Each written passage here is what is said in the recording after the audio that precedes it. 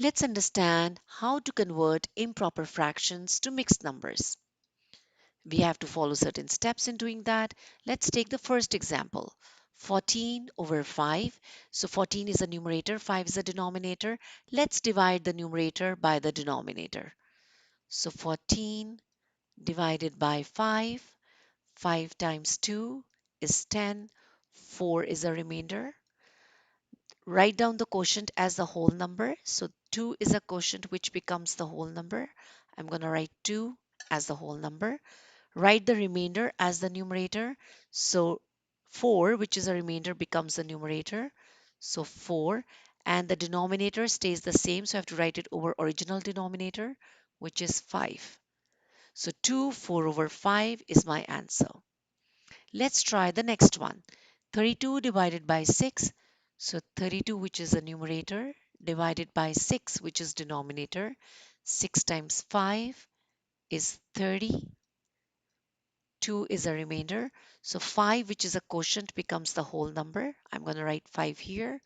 2, which is a remainder, becomes the numerator. So this becomes 2. And the denominator stays the same, which is 6. Now I can further simplify 2 and 6 by the common factor, which is 2 and 2. So I can write this fraction as 5 1/3. Now if you want, you can pause the video and try next two by yourself. Okay, let's do the next one. 47 over 6. So 47 is a numerator, 6 is the denominator.